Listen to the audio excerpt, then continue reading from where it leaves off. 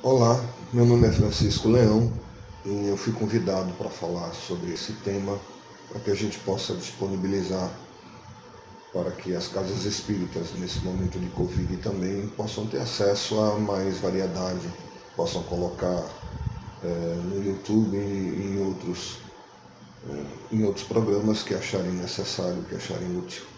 Então fui convidado a falar sobre o Centro Espírita Oficina de Trabalho pelos nossos amigos do SELEC. E é sobre isso que eu queria conversar com vocês. Para começo de história, para a gente começar a dialogar, é bom deixar uma coisa clara. Quando a gente fala aqui Centro Espírita, nós estamos falando das instituições que seguem o Espiritismo, a doutrina espírita, ou seja, aquelas instituições que seguem as obras codificadas por Allan Kardec, que resumiu o conhecimento a respeito dos espíritos em obras básicas, são 5 obras básicas, e depois obras subsidiárias foram acrescentadas. Então, se algum nosso amigo da Umbanda ou de alguma outra instituição espiritualista não se sentir representado ou não ver nessas colocações um reflexo do que é a sua instituição, é porque você está falando de outra instituição, de outro tipo de instituição, e não há nenhum motivo para dizer que ela está errada ou é ruim, uma é certa ou outra errada, mas simplesmente porque seguem filosofias e doutrinas diferentes, tá? Vamos deixar isso bem claro para começo de conversa. Uma coisa interessante é que desde o início, o nosso querido Hipólito Leon Denis Arrivai, o chamado Allan Kardec, ele percebeu que nós precisávamos de um local onde pudéssemos nos reunir, trocar ideias, estudar, fazer esse contato humano. Então, logo a 1º de abril de 1858, ele fundou a Sociedade de Estudos Espíritas de Paris. E foi o primeiro centro espírita que se tem notícia. Então, o trabalho de Kardec, a princípio, já visava essa necessidade de comungar, de estar juntos num trabalho em comum. Afinal, uma andorinha só não faz verão, já diz o ditado. Um outro ponto importante que a gente tem que levar em consideração é que, ao longo do tempo, o centro espírita ficou um pouco diferente. Se nós levarmos em conta que no início o objetivo principal era a pesquisa, principalmente dos fenômenos físicos, dos fenômenos de efeitos físicos, ao longo do tempo isso foi mudando e hoje as casas espíritas têm características um pouco diferentes da época de Kardec. Porque o próprio movimento espírita, ou seja, as pessoas que fazem, que interagem com a doutrina espírita, muda à medida que as pessoas também vão mudando o ambiente e tudo mais. Então, realmente há diferenças. E é uma característica interessante, porque um centro espírita, por exemplo, ele não é uma igreja, ele não funciona dessa forma. O espiritismo é uma doutrina que tem uma base científica, filosófica e religiosa. Então não se define exclusivamente como religião. Não possui rituais, não possui certas tradições que fazem parte da tradição, por exemplo, da igreja cristã. Embora nós sigamos a moral de Jesus, nós não seguimos a igreja. Então o centro espírita não é uma igreja. Nós não temos as tradições, os rituais e uma série de coisas que a igreja tem. Por exemplo, numa casa espírita você não tem pastores, você não tem padres, você não tem um corpo organizado de pessoas para pregar ou para colocar a doutrina. É feito de pessoas de boa vontade, que estudam, que se esforçam. Então uma casa espírita é uma sociedade onde as pessoas se reúnem com o objetivo de estudar o conhecimento dos espíritos e fazer experiências práticas através das reuniões de estudo mediúnicas sobre a questão da comunicação dos espíritos com os chamados assim vivos. Então nós não somos uma igreja. Isso dá uma característica muito própria às casas espíritas. Não existe, por exemplo, um órgão central que determine como cada instituição deve ser. Nós temos a Federação Espírita Brasileira e nós temos federativas estaduais mas todas elas têm por objetivo unificar, têm por objetivo instruir, esclarecer, mas nunca impor, nada nos é imposto. Então o centro espírita é principalmente um reflexo daqueles que o frequentam, que o fundaram, que desenvolvem suas atividades. Por isso você não vai achar duas casas espíritas exatamente iguais, porque elas vão realmente refletir o grupo de indivíduos que estão dentro dela. A casa espírita é muito mais do que uma parede, é muito mais do que uma sala, um salão luxuoso, humilde.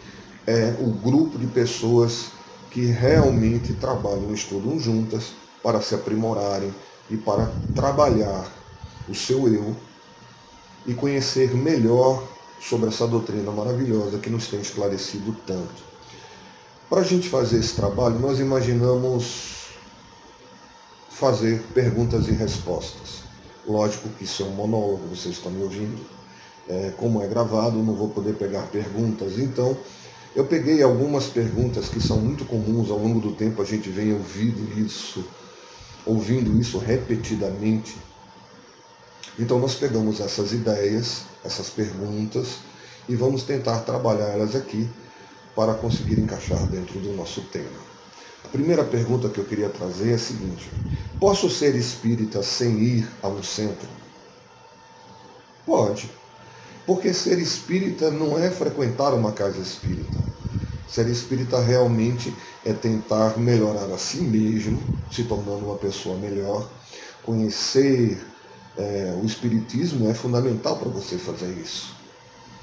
Então você pode ser espírita sem frequentar uma casa espírita. Mas muitas pessoas que fazem esse tipo de pergunta, elas não têm uma noção da importância que é do estudo em grupo. Quando nós estamos num grupo, quando nós estamos reunidos, é muito mais fácil a troca de ideias.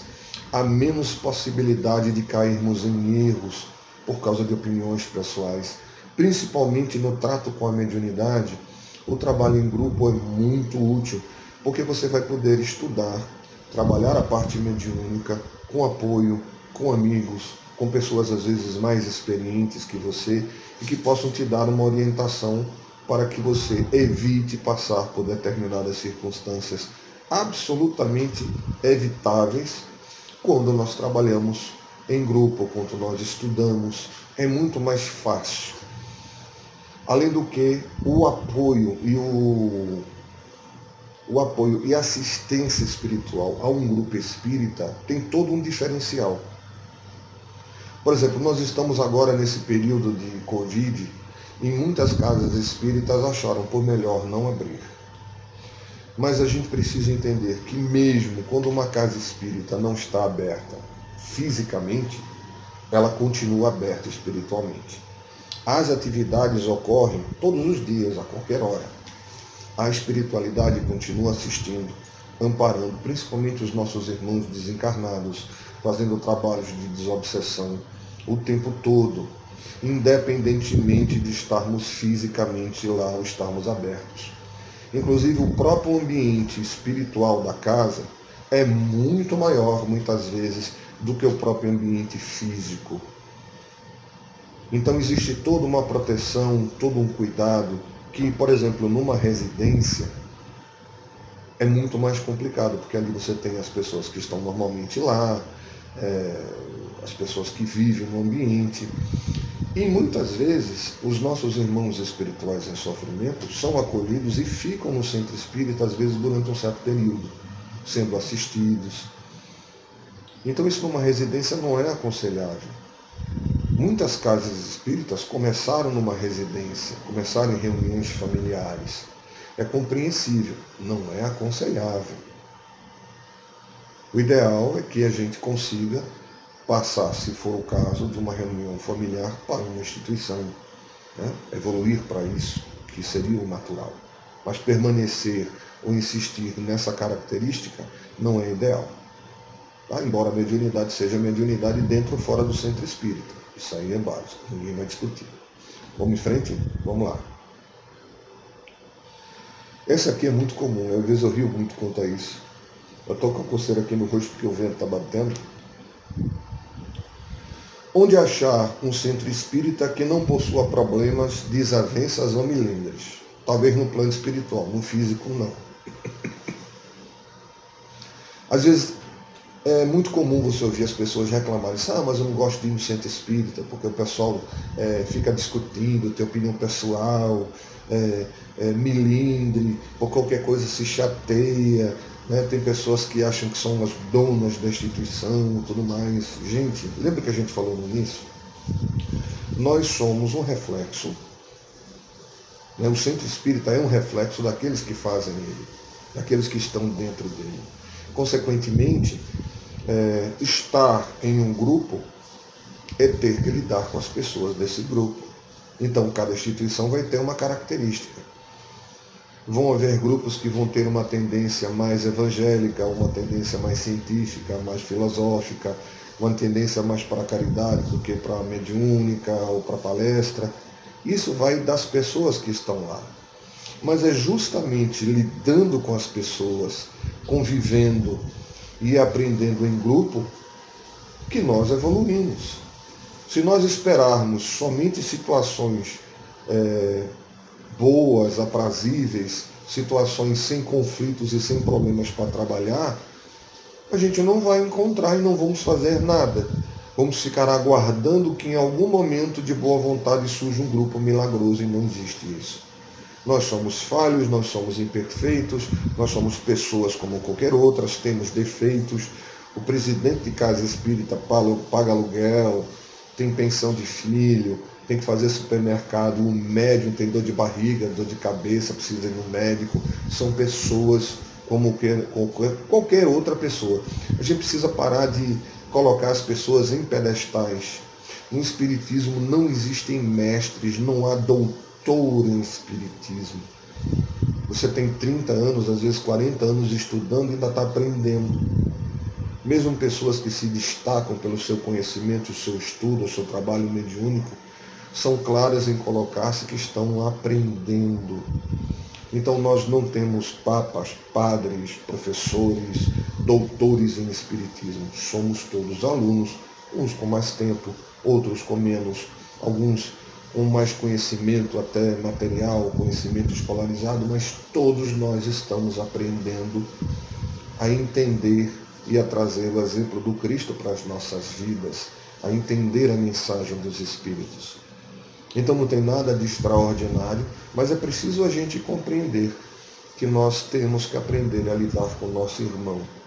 Então a casa espírita é necessária, sim, até para levar o conhecimento e a orientação às outras pessoas. O espiritismo ele não tem a preocupação de tornar os outros espíritas, mas de divulgar o próprio espiritismo, oferecendo às pessoas a oportunidade de conhecer a doutrina. Ou seja, nosso maior objetivo é ajudar as pessoas, nos ajudando e esclarecendo. Eu costumo dizer muito que você não precisa crer no espiritismo, você precisa entendê-lo. Se nós o entendermos, nós vamos compreender o que acontece, nós vamos entender essa relação entre nós e o plano espiritual e fica mais fácil da gente trazer essa informação à nossa vida, ao nosso dia a dia. Porque sem isso, não adianta eu frequentar a casa espírita, ir na federação, tomar passe e tudo mais, fazer tudo que eu precisar fazer, se eu não pegar as informações que eu tenho acesso, que o espiritismo nos traz, e vivenciar isso no meu dia a dia. Se isso não me afetar em nada, eu sou espírita da boca para fora, eu sou cristão da boca para fora, não vai fazer efeito nenhum na minha vida não vai melhorar, não vai mudar, eu não vou me tornar uma pessoa melhor, porque eu só estou recebendo informação, mas eu não estou usando essa informação para nada. Vamos continuar? Bora lá. Tem mais um ponto que eu achei interessante aí. O que é mais importante no centro espírita? A mediunidade ou o estudo doutrinário? Isso é uma característica muito comum nas casas espíritas. Algumas são mais voltadas ao trabalho mediúnico, outras são mais voltadas ao estudo. É preciso se achar um equilíbrio. Porque o trabalho mediúnico é o aspecto prático e científico da doutrina. Lidar com o plano espiritual, estudar essa realidade é essencial. Só que fazer isto sem ter conhecimento, sem estudar e sem analisar o que está sendo feito, vai dar problema. É verdade que existem pessoas que são médiums, que têm uma boa vontade, um esclarecimento maravilhoso e nunca estudaram. Mas a grande maioria de nós não nasce com essa característica. Nós somos falhos, precisamos aprender a estudar, e quanto mais conhecimento a gente tem, melhor a gente fica. Então, conhecer os princípios da doutrina, como funciona a mediunidade, como se dá o intercâmbio, como funciona o fenômeno do transe, é muito importante para todos aqueles que vão fazer uso da mediunidade. Da mesma maneira, se você só estuda e não usa, não põe em prática, não vai à prática mediúnica, não ajuda as pessoas, não desenvolve atividades que possam fazer valer a questão da caridade, do amor ao próximo, você só está na teoria. Você vai ser o famoso espírita de escritório, que senta, fica lendo, lê todos os livros. Se você perguntar, ele sabe de cor cada passagem do livro dos Espíritos, lembra o número da pergunta, é uma maravilha, mas na hora de vivenciar aquilo, ele nunca fez. Ele nunca se integrou a uma casa espírita, a uma atividade, a um trabalho em que ele pudesse orientar e ser orientado. Porque nós podemos ter muito conhecimento e prática zero. E muita coisa se aprende na prática. O próprio Kardec deixava muito claro que muitas das informações que ele obteve, muitas das experiências que ele fez, foi durante o processo de observação, onde você tentar forçar um fenômeno não é o ideal. Mas ele observava e nos detalhes, nos momentos, nas circunstâncias em que aconteciam, ele conseguia vislumbrar as bases daquilo que os espíritos passavam para ele. Então isso é muito importante. Não basta nem somente a prática, nem somente o estudo. É preciso saber um equilíbrio.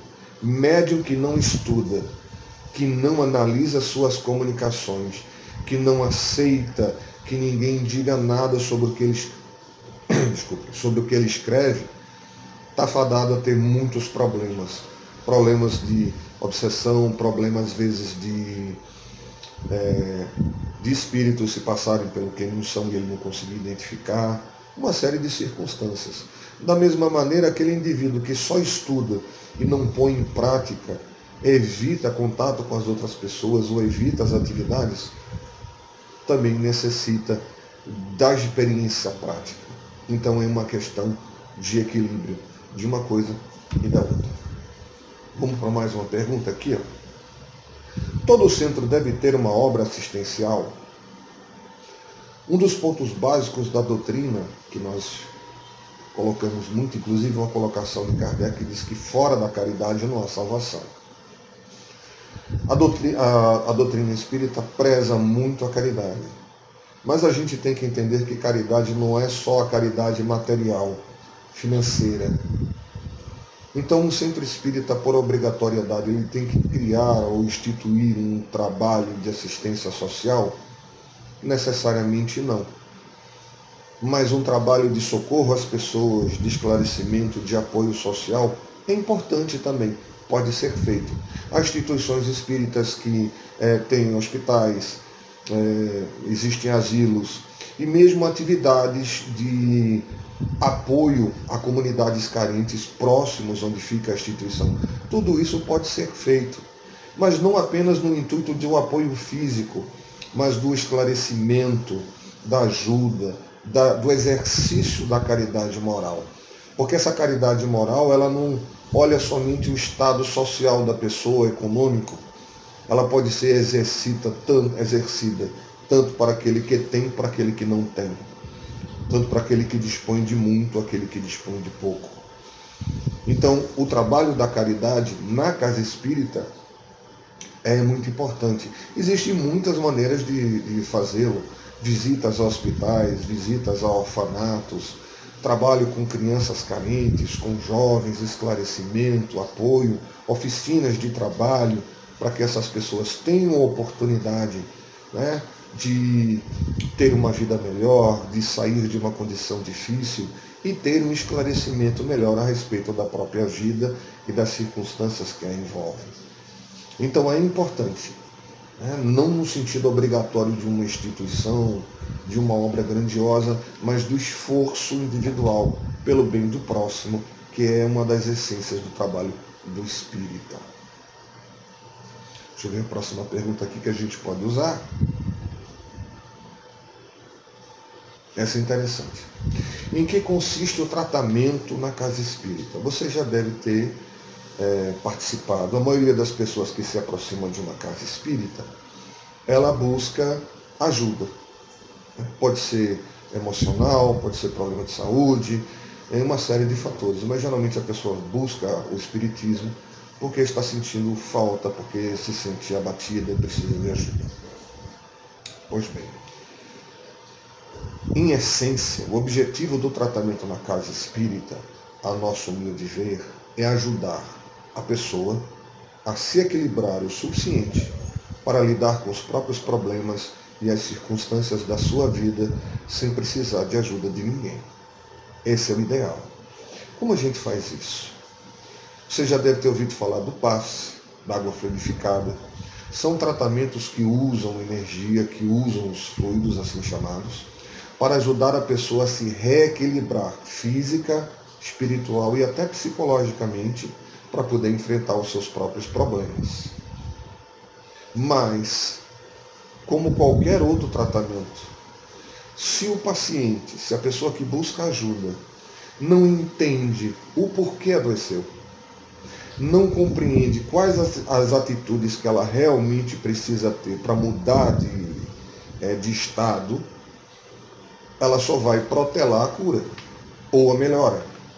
Ela pode conseguir até se sentir melhor, mas nunca vai resolver 100%, porque a verdadeira modificação é no conhecimento de si mesmo, encontrando como você deve lidar com sua vida, como você deve agir de maneira com que sua vida seja mais equilibrada, e com o apoio desse tratamento e do esclarecimento do indivíduo, porque o tratamento também consiste nas chamadas reuniões públicas, nos grupos de estudo, porque se a pessoa não compreende, não entende por que aquilo é feito ou como é feito, não tem muito significado para ela. É preciso a gente entender, a gente compreender o nosso papel. Lógico que a princípio a gente não vai ter ideia, mas à medida que a gente vai sendo esclarecido, a gente vai compreendendo, vamos amadurecendo como pessoa, a gente vai compreendendo que o maior responsável pelo nosso próprio equilíbrio somos nós. A espiritualidade amiga, através da vontade do nosso querido Deus, do nosso Pai amantíssimo e do nosso amado Jesus, nos dão assistência, colaboram conosco, nos amparam, mas eles não vão fazer por nós aquilo que nós precisamos fazer, aquilo que é de nossa inteira e total responsabilidade. Então, o tratamento na casa espírita, ele não visa a cura, ele visa o autoconhecimento e a melhora. Porque a cura é algo entre nós e Deus. E ninguém pode prometer tal coisa. Ninguém pode se responsabilizar por isso. Mas nós podemos nos ajudar mutuamente a encontrar caminhos de equilíbrio e que, de repente, de alguém necessitado de amparo e socorro, nós possamos nos tornar alguém que dá socorro, que ampara e que assiste as pessoas. Essa é a ideia. Vamos em frente a um outro ponto interessante aqui. Como entender a chamada pureza doutrinária? Às vezes a gente encontra, dentro do movimento espírita, vamos deixar claro, doutrina espírita é o conjunto de conhecimentos que fazem a doutrina. Movimento espírita são as pessoas que militam dentro desse conhecimento. Então, o movimento espírita não é perfeito. Todos nós estamos aprendendo, estamos crescendo, estamos nos desenvolvendo. Não existem espíritas egoístas, fanáticos, existem espíritas equivocados, assim como existem pessoas extremamente de boa vontade e capazes. Mas a gente precisa tomar um certo cuidado, porque é da nossa própria natureza humana, quando a gente participa de alguma coisa, nós fazermos uma comparação daquilo com aquilo que nós vivemos. A grande parte de nós não é espírita, chega no espiritismo muitas vezes já com um conhecimento anterior adquirido em outras religiões. Então é muito comum nós levarmos as nossas tendências, os nossos hábitos para dentro da casa espírita. Não por maldade, por interesse, mas simplesmente por isso, por hábito. Então é preciso tomar um certo cuidado para que a gente não vá suavemente, sutilmente, introduzindo conceitos, ideias e hábitos que não fazem parte do conceito geral do que é o espiritismo. Eu me lembro de uma senhora que certa feita se aproximou de mim e disse: Chico, eu tenho um problema. Eu gosto muito daqui, eu tenho estudado, mas eu vim do catolicismo. E eu não consigo orar em casa sem acender uma vela. Eu não consigo. Eu não consigo me concentrar. Porque ela já era uma senhora de idade, ela já estava tão condicionada de que para orar ela tinha que acender uma vela para o santo de sua devoção para orar, que ela não conseguia se concentrar na prece sem fazer o ritual de acender a vela. Então o que nós dissemos? Acenda a vela. Não tem problema. A vela em si é apenas um apoio psicológico que você precisa. Você sabe que acender uma vela aquela luz da vela não vai iluminar um espírito ou um santo ou o que seja. É simplesmente uma forma de você se concentrar no que você está fazendo. Então, se você ainda não consegue não usar a vela, use-a em casa. Agora, você não pode permitir que isso seja feito na casa espírita, porque vai ser tomada como exemplo. E outras pessoas passam a repetir isso como hábito, porque estão habituadas ao ritual. E na casa espírita a gente evita o ritual. Mesmo quando nós fazemos toda a reunião espírita, começa com uma oração, uma prece. Mas para nós a prece não é somente um ritual religioso. Quando você faz uma prece, você eleva o seu pensamento a Deus e você entra em sintonia com os bons espíritos. É um fato, não é uma ideia somente. Então, quando nós oramos, nós modificamos a nossa estrutura psíquica, nós trazemos uma harmonia interior, e quando nós fazemos isso em grupo, logicamente que isso se potencializa. Então sempre começamos uma reunião espírita de qualquer natureza fazendo uma prece, porque com isso nós nos ligamos com aqueles bons espíritos, com aqueles enviados de Deus, que vão nos dar assistência para nós tirarmos o melhor proveito do que está acontecendo. Então não é simplesmente um ritual. Tem um significado, tem um entendimento a respeito. Dentro do Espiritismo nós temos isso. Tudo nos é analisado. A gente procura entender o lado físico, o lado científico, o lado psicológico, o lado emocional, de tudo aquilo que a gente vai realizando. Não é simplesmente fazer, mas entender por que se faz, como se faz.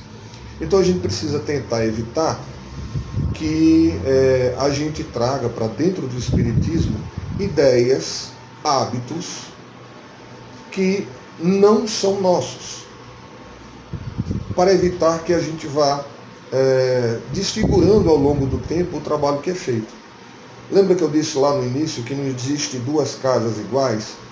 Muitas vezes as características, por exemplo, de uma reunião mediúnica, de uma reunião pública, como elas são organizadas, depende principalmente dos seus frequentadores. Então, se nós começamos a introduzir elementos externos que não fazem parte da ideia básica do que é o trabalho que a gente realiza, a gente tende a ir desfigurando o trabalho da doutrina. E há determinados hábitos ou há determinadas práticas que não são necessárias. Por exemplo, muitas pessoas gostam da ideia do Reiki, que é uma forma de aplicação de passe. Tem o Reiki, tem muitos outros tipos. Mas dentro da casa espírita nós já temos a aplicação do passe magnético ou do passe convencional. E esse trabalho, que nós chamamos de fluidoterapia, precisa ser melhor estudado para a gente entender que quando nós falamos de Reiki ou de outros tipos de práticas que são usadas na transmissão de energia espiritual ou de energia magnética entre as pessoas, em tese, é basicamente a mesma coisa. Então, por que introduzir uma prática que não é essencialmente espírita, que se baseia em filosofia ou em ideias de uma religião diferente, que tem um sistema de pensar diferente, quando nós já temos um trabalho que cobre esta realidade, baseado no estudo, no entendimento, baseado no conhecimento adquirido? Então, sempre que aparecer uma ideia muito boa, nova, fantástica, vamos pensar duas vezes antes de trazer para a casa espírita, sem fazer uma análise, sem pensar direitinho, sem ver se ela tem a ver com as bases do conhecimento básico do espiritismo, para que a gente não vá desvirtuando ao longo do tempo a própria doutrina e vá interferindo com o seu desenvolvimento. O Espiritismo ele tem uma característica própria que é maravilhosa, que Kardec já nos advertiu desde o início, que ele não deu a única palavra, a última palavra, ou seja, tudo não está escrito e definido. Nós estamos constantemente aprendendo, tanto que nós temos obras básicas e obras complementares que vieram acrescentando ao Espiritismo a visão que hoje nós temos dele. Mas não é simplesmente pelo fato de uma coisa ser novidade que seja conveniente. Mesmo quando nós estejamos trabalhando para mudar, às vezes, uma forma de pensar ou para melhorar as atividades da casa, é preciso fazer em grupo. Vamos conversar, vamos convidar ao estudo para que a gente possa introduzir ou melhorar alguma coisa na casa dentro das bases daquilo que nós estamos fazendo, na base da doutrina espírita, e fazer com que as pessoas se adaptem. Porque muitas vezes as pessoas se acostumam com uma forma de trabalhar ou de agir e reagem a qualquer mudança que você tentar fazer. Porque elas se habituaram a fazer de uma forma. Isso é muito comum em grupos antigos, onde as pessoas começaram numa época onde havia pouco estudo, onde havia poucas oportunidades de acesso a um conhecimento maior. Hoje nós temos a internet, hoje nós temos trabalhos como de divulgação doutrinária, nós temos estudo do ESD e outros estudos sobre mediunidade que as federações disponibilizam, nos ajudam a implantar e que dão uma dimensão diferente a que se tinha no início, 20, 30 anos atrás. Então, algumas pessoas mais velhas, às vezes, resistem, porque agora o médium precisa estudar. Eu nunca precisei estudar e sou médium. Porque na época você chegava na reunião, era colocado para trabalhar e assim seja. Hoje em dia nós temos uma visão diferente. Nós achamos importante que a pessoa se prepare, estude, se aprimore e comece a trabalhar. Porque é mais importante saber o que se está fazendo do que fazer sem ter noção. Embora funcione, mas é muito mais seguro para a pessoa que está exercitando a sua mediunidade, ela ter um maior conhecimento sobre si mesma, como acontece o fenômeno, como ela pode ser útil, como ela pode aprender a disciplinar seus próprios impulsos, ser mais útil à espiritualidade. Então hoje a visão que nós temos é que um médium que não estuda fica ultrapassado e se expõe a riscos desnecessários. O próprio trabalho de Allan Kardec, quando ele escreveu o livro dos médiuns, que é um guia para evocadores e médiuns, é justamente para evitar que as pessoas passassem por todas as dificuldades e entraves que ele encontrou ao desenvolver o início dos trabalhos de estudo sobre a mediunidade. Então a pessoa que ali lê e estudar vai evitar os dissabores e as preocupações que ele teve e vai estar mais apto a ser útil à espiritualidade. Então, um médium que não estuda, não aceita crítica, não aceita que as suas as suas comunicações sejam analisadas, ele corre o risco de se tornar um médium sem grandes condições, com uma série de problemas, arriscado a ser envolvido pela espiritualidade inferior até, e estar passando informações que não estão de acordo realmente com a espiritualidade superior. Então esse trabalho é necessário, é importante. Tá? Por isso que é preciso também ter sensibilidade para que, ao tentar trazer um estudo para dentro da casa espírita, a gente tenha essa ideia de que nem tudo por ser novo é válido, mas nem tudo por ser uma prática antiga significa que é ideal. Vamos ter que conversar, estudar, nos esclarecer, e o grupo vai tomando as decisões que achar mais acertadas para que as suas atividades melhorem, para que eles possam ser mais úteis à sua comunidade, para que possam dar mais assistência a médiuns, a trabalhadores, a frequentadores, para que todos possam aproveitar da melhor maneira possível o trabalho na casa espírita. A espiritualidade superior nos assiste o tempo todo, mas os espíritos não determinam absolutamente tudo que é feito. Isso é um papel dos encarnados. Nós é que determinamos como a casa espírita funciona. A espiritualidade nos dá assistência, nos esclarece, nos dá suporte, mas ela não obriga, ela não determina, ela apoia, ela adverte, esclarece, nunca impõe. Nunca impõe. Então isso é um dos pontos que a gente precisa entender. Nós, se tivermos a condição, através dos médiuns da casa, de consultar a espiritualidade amiga, que coisa boa. Mas toda consulta, todo trabalho, toda comunicação deve ser analisada para se ter certeza que aquele conteúdo é válido, que deve ser levado. E para isso, o estudo das obras básicas do Evangelho de Jesus, do trabalho da doutrina como um todo, faz parte e é absolutamente necessário. A casa espírita somos nós. Ela não é um cômodo, ela não é uma casa, não é um prédio. A casa espírita são as pessoas que lá participam. E lá nós aprendemos a exercer a caridade, o amor ao próximo, o perdão, a assistência.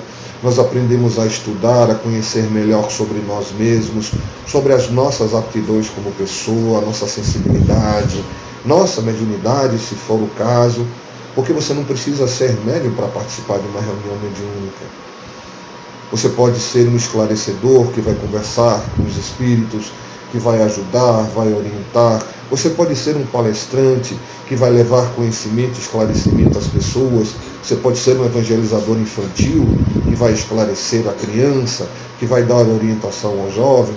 Você pode ser um trabalhador, até mesmo braçal, alguém que ajude a limpar as casas, que ajude a limpar as cadeiras, que organize a instituição, que a mantenha funcionando, que é tão importante. Não há atividade mais importante ou menos importante numa casa espírita.